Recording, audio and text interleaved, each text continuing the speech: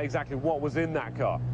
It is indeed, and it's a strange way to say to take comfort, but the aggressiveness of their response here is inspiring to see how Strathclyde Fire has responded. Will Geddes, I understand that we are losing your talents because you have other obligations, but we are grateful for the time you spent with us. As always, it was a pleasure. Thank you for joining us.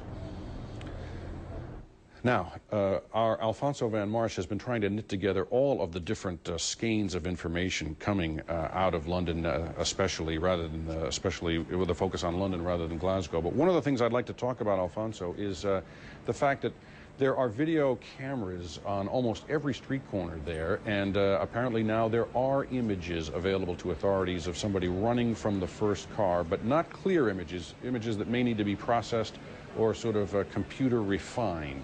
Do we know anything more about whether that shows us one or two people, or whether they know who it is already? Well, Stephen, there have been reports that authorities may be working with images from CCTV. Of course, there are absolutely hundreds, if not tens of thousands of CCTV cameras throughout this city. It's said that a person could be filmed more than 100, 200, perhaps 300 times in any given 24 hours working through this city. What we do know at this point is that British officials are not commenting on the nature of the evidence that they are collecting in terms of this investigation.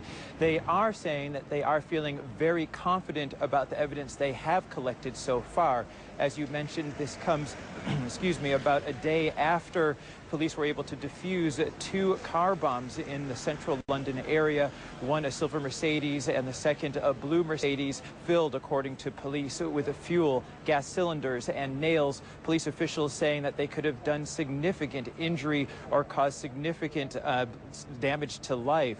Now, this development comes as British Prime Minister Gordon Brown meets with his Home Secretary Jackie Smith and Foreign Secretary.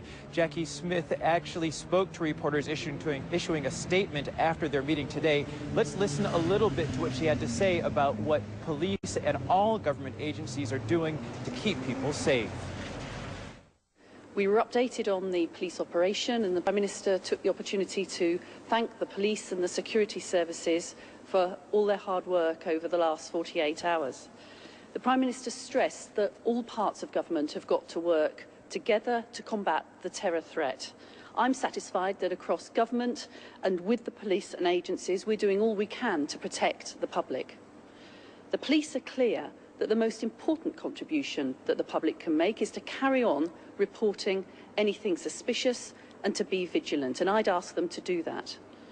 But I must stress that we mustn't let the threat of terror stop us from getting on with our lives.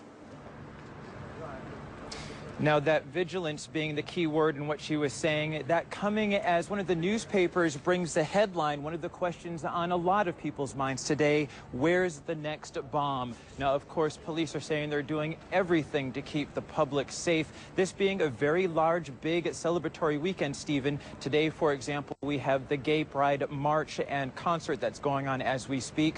Also, we have the Wimbledon Championships, that series of tournament games going on as we speak.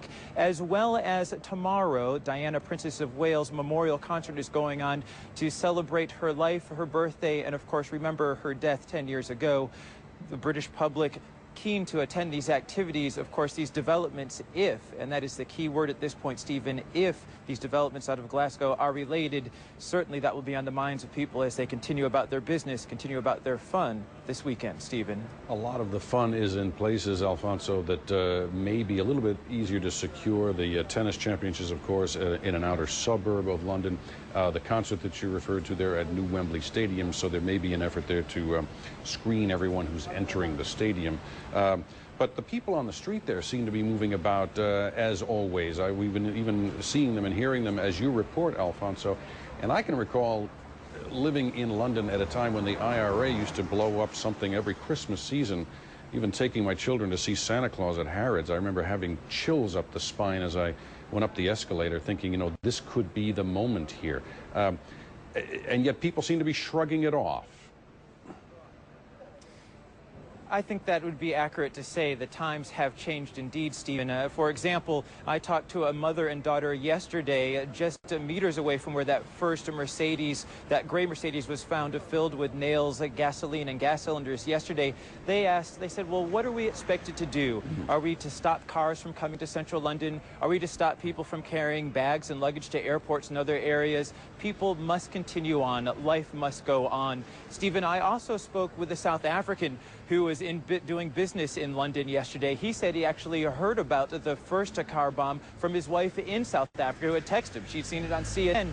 He said he wasn't going to change his business plans. He said that even though the city has been targeted before, and probably may be targeted again, it's very important that people continue on with their lives. That's something that's not just felt by British here, that traditional stiff upper lip to carry on, to get on with it, but also the international visitors as well as international residents living here in this very diverse city, Stephen. All right, our Alfonso Van Marsh during a very busy weekend there. Thank you for all of your coverage over the past couple of days, Alfonso. Now, to remind our viewers of the most recent events of the day, two men driving an SUV, either a Land Rover or a sort of Jeep Grand Cherokee, have crashed it close to the passenger terminal at Glasgow International Airport. And here's the scene seconds afterward as authorities put out the fire that erupted in that vehicle, a fire that clearly is fueled by more than what should have been in the petrol tank, the gas tank there.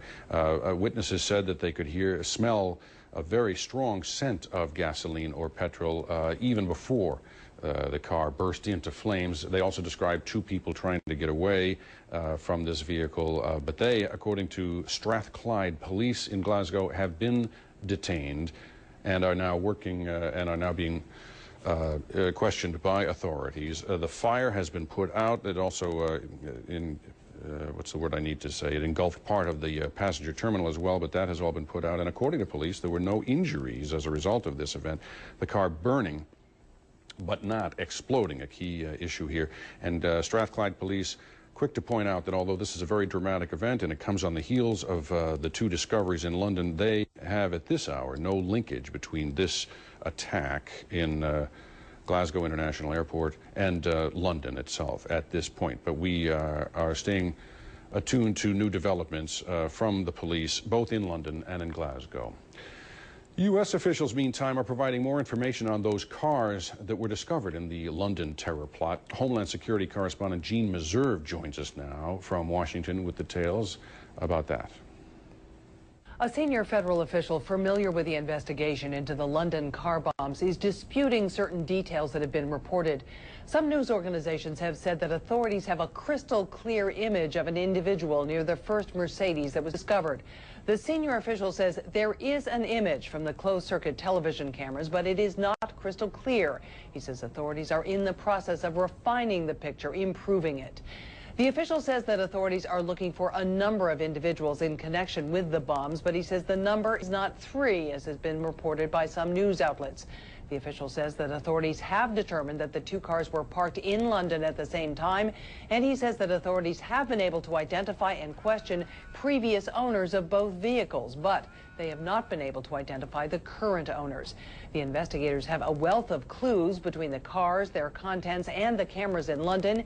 U.S. officials are closely monitoring its progress, but say at this point there is no indication of a link to the United States. They say there is no specific or credible threat in this country and that the public should be on the lookout, but should also enjoy the July 4th holiday. Jean Meserve, CNN, Washington. And now we turn to Iraq, where U.S.